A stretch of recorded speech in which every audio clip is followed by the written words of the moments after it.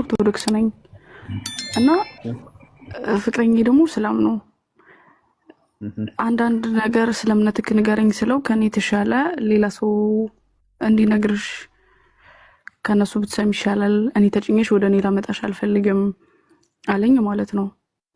እና በስነ ስርዓት ማወቅ ስለፈለግኩ ነው ወደ አንተ የመጣሁት። ላይቭክ ሼር ተደረገልኝ መጣሁ።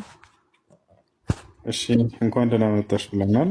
በመጀመሪያ እንኳን ደህና በመቀጠል ቆያችሁ። አየሽ ጥያቄዎችን መጠየቅ ትችላለሽ። ስላለው ነገር አንዳንድ ነገር ብትነግሩኝ በጣም ደስ ይለኛል። ማለት ሁለታችን ተቃራኒ ሆነን አንድ ቤት እንደማንኖር በደንብ አውቀዋለሁ። እሺ ጥሩ። አሁን ስለ ኢስላም እንዲሁም ደግሞ ስለ ክርስትና ፍትሃዊ ሆነን ሁለታቸውንም ከየራሳቸው መጽሐፍቶች ለመሆኑ አምላክ በነቢያት በኩል የደነገገው ትክክለኛው ሃይማኖት የትኛው ነው የሚለውን እናቅርብ። አንቺ ደግሞ ንጹህ አይምሮ አለሽ፣ ያንን ታመዛዘኛለሽ ማለት ነው። ገብቶሻል አይደል? እሺ ደስ ይለኛል። እያዳመጥኩ ነው።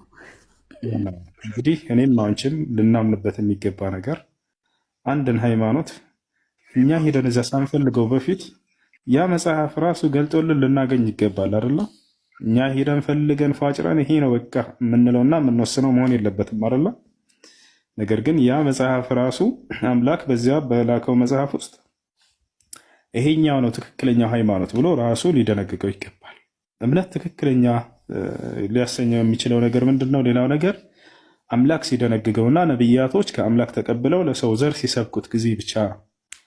ስለዚህ ይሄንን መሰረት ከያዝን አስል ከያዝን ሁለቱንም ሃይማኖቶች እንደየራሳቸው መጽሐፍት እንሄድና አሁን አምላክ በነብያት በኩል የደነገገው ትክክለኛው ሃይማኖት የትኛውን ነው የሚለውን እንመረምራለን። እስኪ ከእስልምና እንጀምርና ወደ ክርስትና እንሄዳለን። ለመሆኑ አምላክ አላህ ሱብሓነሁ ወተዓላ በቁርአን ላይ እስልምናን ሃይማኖት ለሰው ዘር ደንግጓል? ነብያቶችን አዟቸዋል? ነብያቶችም ይሄን እስልምናን ሃይማኖት ሰብከውታልን? እነርሱስ ተከትለውታልን የሚለውን እንመለከታለን። አዎ አምላክ አላህ ሱብሓነሁ ወተዓላ እስልምናን ሃይማኖት ደንግጎታል። ነብያቶችም ልክ እንዲሁ ሰብከውታል። ማስረጃ የቁል አላህ ሱብሓነሁ ወተዓላ ኢነ ዲነ ዒንደ ላሂ ልኢስላም። አምላክ አላህ ሱብሓነሁ ወተዓላ ሱራ አሊ ዕምራን ምዕራፍ 3 ቁጥር 19 ላይ ምን ይላል? ትክክለኛው ሃይማኖት ከእኔ ከአምላካቸው ዘንድ እስልምና ሃይማኖት ብቻ ነው ይላል። በሌላ ቦታ ላይ ምን ይላል? ወረዲቱ ለኩም ልኢስላም ዲና ይላል። እስልምናን ሃይማኖት ብቻ ወደድኩላችሁ እያለ ይናገራል። በሌላ ቦታ ላይ አምላክ አላህ ለቀደሙት ነብያት ሁሉ ደንግጎት እንደነበረ እስልምናን ሲናገር ምን ይላል? በሱራ ሹራ ላይ ሁለተኛው ገጽ ላይ ሸረዐ ለኩም ሚነ ዲን ማ ወሳ ብሂ ኑሐን ወለዚ አውሐይና ኢለይከ ወማ ወሰይና ብሂ ኢብራሂመ ወሙሳ ወዒሳ ይላል። እነሆ ይህን እስልምናን ሃይማኖት እኔ ደነገግኩላችሁ አለ። ከዚህ በፊት ኖህን፣ አብርሃምን፣ ሙሴን፣ ክርስቶስን አዝዤባቸው የነበረን ሃይማኖት እያለ ይናገራል ማለት ነው። አያችሁ? ይህ ነው አምላክ አላህ ራሱ እንደደነገገው የቀደሙትን ነቢያቶች ሁሉ አዞባቸው እንደነበረ አሁንም እንዲሁ ለእናንተው ይህን እስልምናን ሃይማኖት ልክ ለቀደሙት ነቢያት እንደደነገግኩላቸው እናንተንም አዘዝኳቸው እያለ ይናገረናል ማለት ነው። አሁን ወደ ቀጣይ ስንሄድ ነቢያቶችስ እስልምናን ሰብከዋል ወይ ብለን ስናይ፣ አዎ ለናሙናነት ያክል የተወሰኑትን እንግለጽ። ያዕቆብን እንውሰድ። በሱረቱል በቀራ ላይ ያዕቆብ ምን ይላል? ወያዕቁቡ ያ በንየ ኢነላህ አስጠፋ ለኩም ዲን ፈላ ተሙቱነ ኢላ ወአንቱም ሙስሊሙን ይላል። ያዕቆብ ምን አለ? ልጆቼ ሆይ እነሆ አምላካችሁ አላህ አንድ ሃይማኖትን መርጦላችኋል፣ አደራ ልጆቼ ሙስሊሞች ሆናችሁ እንጂ አትሙቱ አላቸው ይላል። ስለዚህ ያዕቆብ አደራ ሙስሊሞች ሆኑ እያለ ይህ ታላቅ ነቢይ ሰዎችን ሁሉ ሲሰብክ ነበር ማለት ነው። አያችሁ? ልክ እንዲሁ ነቢያቶች ቃል በቃል እኔ ሙስሊም ነኝ እያሉ ይናገራሉ ሁላ። ከነዚያም መካከል ታላቁ ነቢይ ኑህ ዓለይሂ ሰላም ኑህ ምን ይላል? ወኡሚርቱ አን አኩነ ሚነል ሙስሊሚን አለ በሱራ ዩኑስ ላይ። እኔ ከሙስሊሞች እንደሆን ታዘዝኩኝ አለ። አምላክ ያዘዘው ሙስሊም ሁን ብሎ ነው። ዮሴፍ እኔ ሙስሊም ነኝ እያለ ይናገራል። ተወፈኒ ሙስሊመን አለ ወአልሒቅኒ ቢሳሊሒን። አምላክ ያላህ ሆይ ሙስሊም አድርገህ ግደለኝ፣ በቀጣዩም ዓለም ከደጋጎቹ ማስጠጋኝ አለ። ያቸው ሐዋርያቶች ቃል በቃል የመሲሁ ተከታዮች እኛ ሙስሊሞች ነን እያሉ ይናገራሉ። ሱረቱል ማኢዳ ምዕራፍ 5 ቁጥር 111 ላይ ምን ይላሉ? ወኢዝ አውሐይቱ ኢለል ሐዋርይን አን አሚኑ ቢ ወቢረሱሊ ቃሉ አመና ወሽሀድ ቢአንና ሙስሊሙን። ሐዋርያቶች እኛ ሙስሊሞች ነን እያሉ ቃል በቃል ተናግረዋል። ስለዚህ አምላክ አላህ ራሱ እኔ ደነገግኩላቸው እስልምናን ብሎ ተናግሯል። ልክ እንዲሁ የቀደሙትንም ነቢያቶች እናንተንም እስልምናን ሃይማኖት ደነገግኩላችሁ ብለዋል። ልክ እንዲሁ ነቢያቶች ቃል በቃል አደራ ሙስሊሞች ሁኑ እያሉ ሰብከዋል።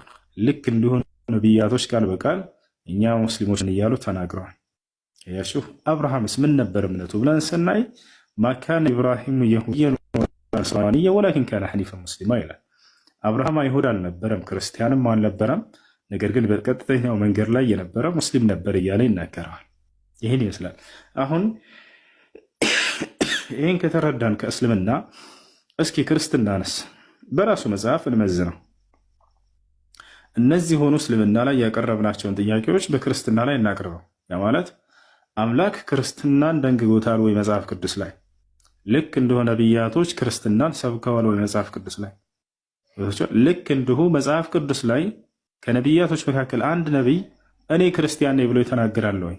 ልክ እንዲሁ አራተኛው ጥያቄ ምንድነው? መጽሐፍ ቅዱስ ላይ የምናነሳው ልክ እስልምና ላይ የጠየቅነውንና የመለሰልንን አንድ የመጽሐፍ ቅዱስ ጸሐፊ አንድ ነቢይ ስሙን ጠቅሶ አከሌ ነቢይ ክርስቲያን ነበር ብሎ ይተናገራል ወይ? ሂደን ስናይ ጊዜ የሚገርምሽ ለእነዚህ ጥያቄዎች ሁሉ መልስ አናገኝላቸው። እግዚአብሔር ከኦሪት ዘፍጥረት እስከ ራእይ ድረስ አንዲትም ቦታ ላይ ክርስትናን ሃይማኖት ደነገግኩላቸው ያለበት ቦታ የለም። ልክ እንዲሁ ከኦሪት ዘፍጥረት እስከ ራእይ ድረስ አንድ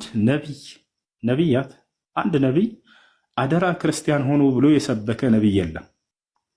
ልክ እንዲሁ አንድም ነቢይ እኔ ክርስቲያን ነኝ ብሎ የሰበከ የለም። አረ እንዳው የመጽሐፍ ቅዱስ ጸሐፊያን አንድ እንኳን አከሌ ነቢይ አብርሃም ወይንም ዳዊት ወይንም ሰለሞን ክርስቲያን ነበር ብሎ የተናገረ አንድም የለም። ያየሽ አምላክና ነቢያቶች ካላወቁትና ካልሰበኩት ይህ ትክክለኛ እምነት ሊሆን አይችልም በፍጹም። ትክክለኛ እምነት ብሎ ማለት አምላክ የደነገገው ነቢያቶች የሰበኩት ሲሆን ጊዜ ነው። ይሄን የምታገኙት እስልምና ላይ ብቻ ነው። ሌላ እምነቶች ላይ በፍጹም ለዚህ ጥያቄ መልስ አታገኙ። አምላክ አላህ ራሱ እኔ እስልምና እንደነገግኩላቸው ብሎ የሚናገር ነቢያቶች ራሳቸው አደራ ሙስሊሞች ሁኑ እያሉ የሚሰብኩት ነው። ገብታችኋል? ይህን ይመስላል ወገናችን። በጣም ነው አመሰግነው። የእውነት በጣም አመሰግናለሁ።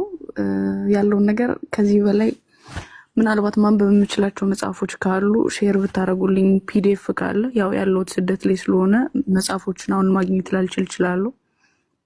ምናልባት በፒዲኤፍ ካላችሁ ግን እዚህ ጋር ያላችሁ በሙሉ ብትልኩልኝ ደስ ይለኛል። ማንበብና ይበልጥ ማወቅ ፈልጋለሁ።